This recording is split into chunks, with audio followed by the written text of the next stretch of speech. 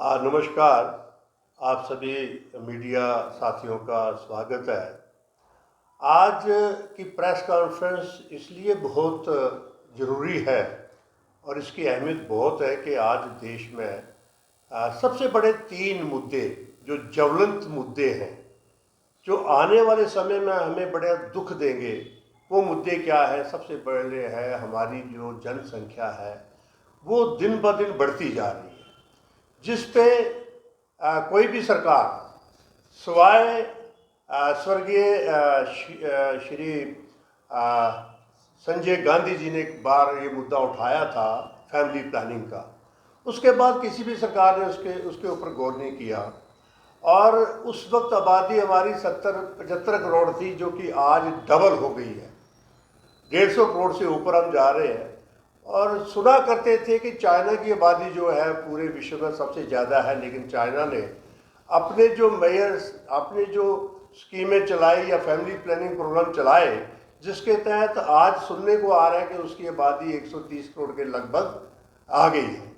लेकिन अगर statistical data अगर सही तरह से हमारी गिनती हो जाए तो हम 150 करोड़ से भी ऊपर चले गए हैं, जो एक बहुत बुरा देश के लिए होगा। जब हमारे जो खेत हैं, खलिहान हैं, इस पे जो बिल्डर हैं, जो रियल स्टेट वाले हैं, वो किसानों को लालच दे के करोड़ों रुपए दे के और ज़मीनें खरीद रहे हैं और उसके ऊपर बिल्डिंगें बना रहे हैं और फ्लैट्स बना रहे हैं, वो बेच रहे हैं। ज़मीनें घटती जा रही हैं और हमारी जनसंख्या बढ़ती जा रही है, जिससे क्या होगा, आने वाले टाइम में रोटी की लड़ाई होगी, रोटी की। मुझे याद है जब देश आज़ाद हुआ, हम छोटे छोटे थे, तब हमारे पास खाने के लिए अनाज नहीं था, तो अमेरिका ने हमें वो जो गेहूं भेजा था, उसको आज की डेट में पशु भी नहीं खाएंगे, लेकिन वो भी हमने खाया।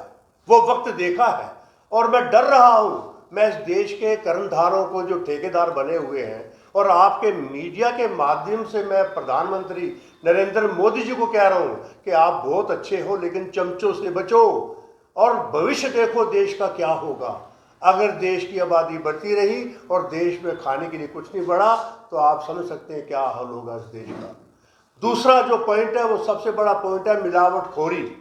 आज मोदी जी आप कहते हैं कि हर जिले में, हर राज्य में मैं एम्स खोल रहा हूँ। क्या फ़ायदा एम्स खोलने का, जब मिलावटखोरों ने छोटे छोटे बच्चों को हार्ट अटैक की बीमारी दे दी, छोटे छोटे बच्चों को शुगर की बीमारी दे दी, छोटे छोटे बच्चों का लिवर खराब हो रहा है। कभी आपने सोचा है कि वो देश तरक्की करेगा जिस देश में मिलावट नहीं होगी? यहाँ तो दूध से लेकर रोटी तक की मिलावट है और आपके पास कोई कानून नहीं है सिवाय 2-4 हज़ार जुर्माना करने के।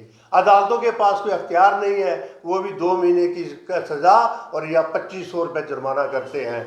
मोदी जी बचा लो इस देश को। मैं इस प्लेटफॉर्म के माध्यम से आपसे अपील करता हूं, दोनों हाथ जोड़कर, कि ये जो मिलावटखोर हैं, इनको फांसी की सजा आप बिल लाओ, फैमिली प्लानिंग का लाओ, मिलावटखोरी का लाओ। कोई अपोजिशन पार्टी आपकी अपोजिशन नहीं करेगी, क्योंकि ज़रूरत है देश को आज इस बात की कि हमें शुद्ध खाना मिले। शुद्ध खाने से ही देश के जो बच्चे आने वाले हैं वो बलवान बनेंगे और देश को बचाएंगे। तीसरे नंबर पर अनएम्प्लॉयमेंट जो है देश में बढ़ती जा रही है। मैं ये नहीं कहूँगा कि आपने क्या किया क्या नहीं किया, लेकिन मेरा 50 साल का तजुर्बा ये कहता है कि अगर हमारी नीयत साफ हो, मैं मोदी जी आपको विश्वास दिलाता हूँ कि मुझे 1 साल का मौका दीजिए। मुझे ना तनख्वाह चाहिए, ना मुझे आपसे कोई रोटी चाहिए, ना मुझे आपसे कोई वेजेस चाहिए।